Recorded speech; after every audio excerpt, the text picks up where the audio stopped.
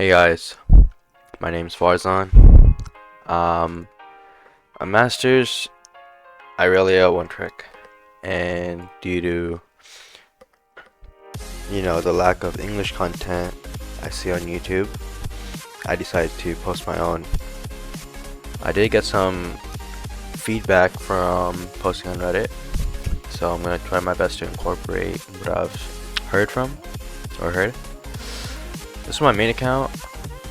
Feel free to add me and ask questions. I'll link my Discord in the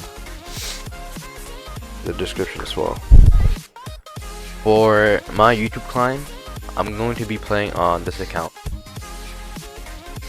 So far, I have a lot of Riven games, a lot more Riven games than I do Irelia. But that's because I've been meaning to play Riven secondary. I really find her fun, but my Irelia games will all go to YouTube with some occasional Riven gameplay. Let's talk about runes. You're almost always going to take Conqueror, Triumph, Alacrity, Last Stand, and you can go two ways here. Either Resolve, you can take Bone Plating or Second Wind, depending on the matchup. Second Wind isn't bad against Heimerdinger. Bone Plating isn't bad against Riven or Jax.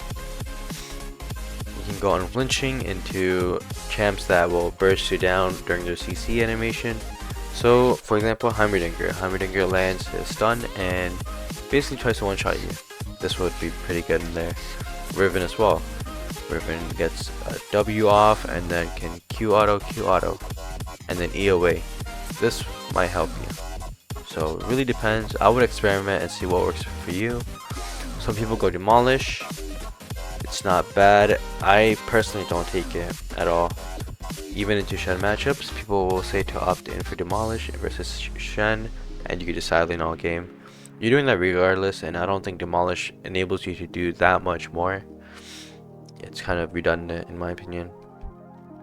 You go attack speed, adaptive force, and HP depending on the matchup. So if it's an early bruiser or a stronger bruiser like Riven, like Jax, Darius, you can always opt in for early HP. If it's a scaling champion or an easier matchup, health scaling is always better. Health scaling outscales early HP at around level 8, I believe, or level 7. I'm not 100% sure on that. I'm pretty sure that's what it is though.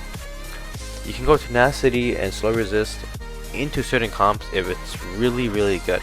Inspiration is what I like to go for the most part. Almost every game I take a jack of all trades, and I switch between two different runes here. You can go triple tonic. It's pretty good in lane. Level 3, it helps you push. Level 6, it gives you basically a guaranteed kill. And level 9, it's an extra point into W or E. I always choose W. You can take cashback into champs that you believe you're gonna farm heavy into, and just take towers. So I would take cashback into champs like Ornn. I would take cashback into champs like Singed. Maybe a mage top, because you're gonna farm them anyways. They're not an issue. You don't really need the extra boost in lane. Cashback is always pretty great. It's pretty OP this season.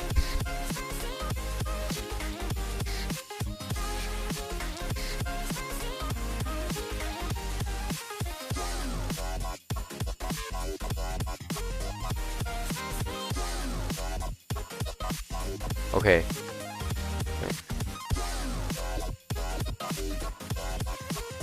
Okay. So onto Irelia's items. If you take Jack of all trades, almost every game you're going to take Thorn's Blade. This is a necessity. If you're going to go D-Shield, you might as well go Second Wind as well and just maximize it, but I almost never take D-Shield. I feel like Irelia does not need D-Shield into any matchup, including Heimerdinger. Some people may argue Heimerdinger. I don't think you need it. Jack of all trades is enough with the D-Blade, and then you just take a reset at 550 or 600. You have Jack of all trades stacked up, and it's pretty easy to play. If you really need the shield, just go Second Wind. And Doran's Ring, never. Unless you like that one Irelia guy that goes AP every game. I forgot his name, but yeah. For build, after D-Blade, it's always going to be Bork. This is the obvious Bork. Now, second item is where people get tripped up. There's so many items to choose from this season. Not really, I'm being sarcastic, but here, I'll put it here. Second items. And I'm going to go through each item one by one.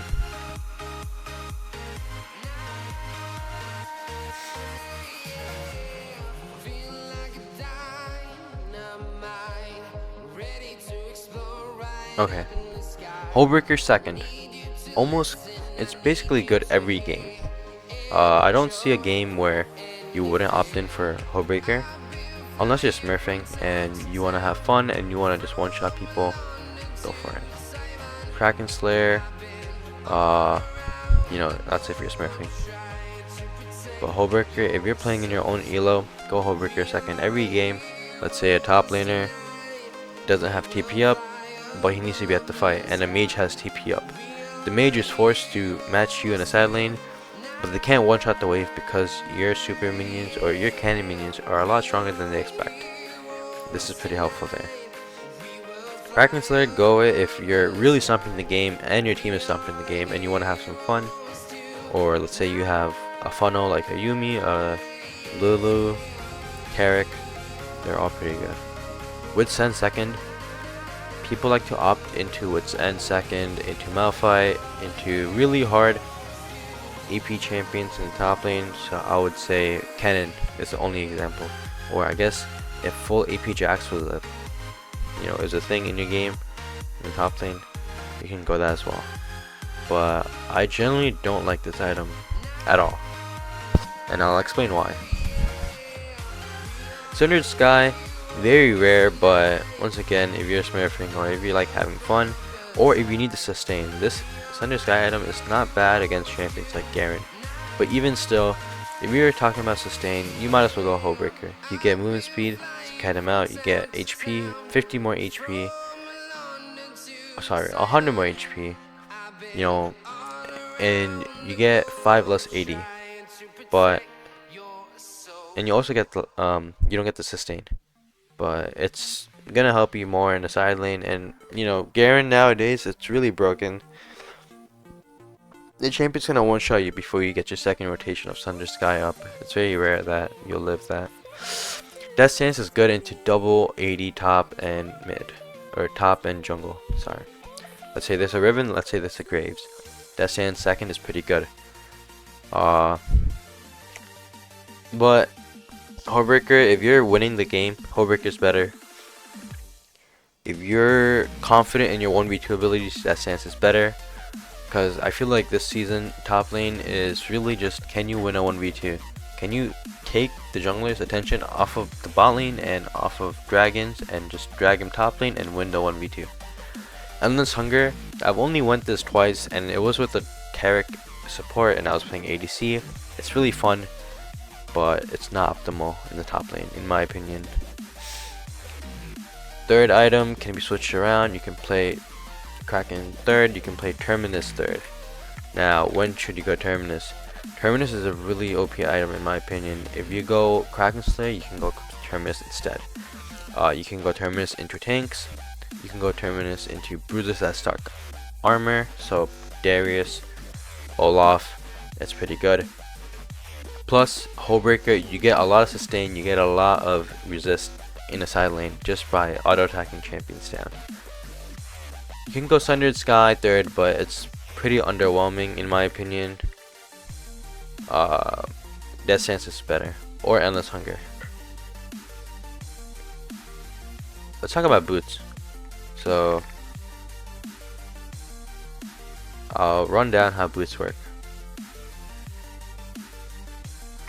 You tend to have two different choices for boots if you're playing a serious game in your own elo.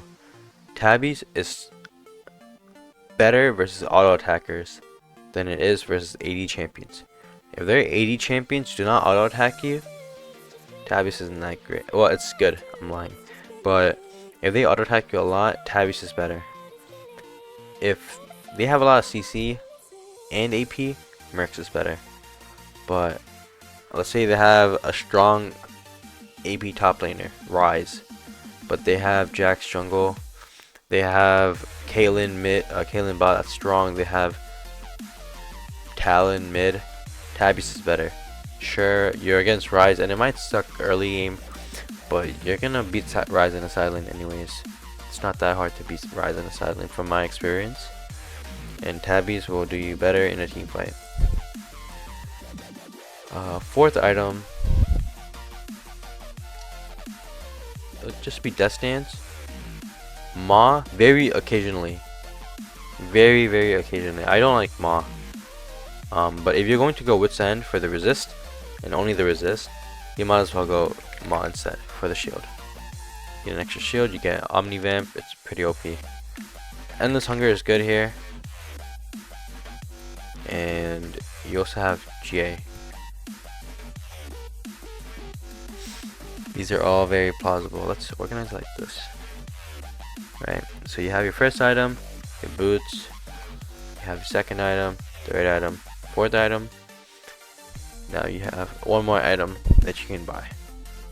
Same thing, I think, you know, you guys get the gist. It doesn't really change. It's like a customization of these set of items. You just go back and forth. And honestly, some items may feel better to you. This is a season where you can build almost any item in the set and everything will feel fine as long as you can incorporate it into your playstyle. So don't be afraid to limit test, don't be afraid to try things out. Like, I was also someone who played Voltaic, third item, second item sometimes, third item usually. It's really fun. Try it out. This is it for items. So let's go over basic mechanics. A necessity on Irelia is auto queue. Now you can do this a lot faster. Auto queue, auto queue, auto queue, auto queue. Let's say you go like this. It looked like I auto queued, but I only had 2 stacks. So that means I didn't auto queue. I only queued. See, again.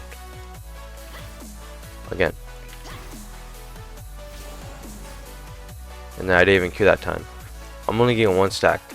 But auto queue, auto queue, auto queue. You see, it's like 3 auto queues and you get it fully stacked. So that's auto queue here. So your W has 2 parts to it. So this is part 1, and then when you hear that sound, like that ding sound, that's part 2, and that's when your damage is fully stacked. So 160 and then 360. Well, I didn't fully charge it though. So, oh, this is Conqueror stacking, by the way. So let's take another Conqueror. 128. Let's wait for Conqueror. 354. So you don't need to fully stack your W for maximum output. It needs to be like a 3/4 of the way to apply full damage. So doing 354, and if I were to hold it, 354. You can also W flash. So like this. Same thing with R. You can flash R, or you can R flash. Instead of flash EE, you can E flash E. Also, let's say you're out of Q range, so I can't Q here. Instead of flash Qing, you can buffer your Q, so just spam Q like that. So it kind of extends the range, quote unquote, but there's no delay basically. So instead of like that, you can if that makes sense. But you have to practice these things in practice tool, or practice it in game. Just try it out. If you fuck up a flash one play, it's not the end of the world. You know, that's how you learn. Let's talk about engage combos. So what I see a lot of Irelia players do is they'll try to just start and engage with E. So let's talk about in lane. Engaging in lane. So let's say we hold a freeze here. I see a lot of Irelia players, they do EE. I do this too. It's not bad. Short trade is pretty good. But let's say you're ahead, right? If you're able to freeze a wave, that means you're ahead. And if you have ult, I would say always start with ult. So you just Q, boom, boom. And then you can even hold your E. You don't need to instantly E. So what's like the... Why do this, right? Why not just full send it with EE? Let's say they dodge your E, right? They dodge it. Now you only have R left. Why limit yourself with one less ability when you can just throw your entire kit and they should be able to die? Or they should die. So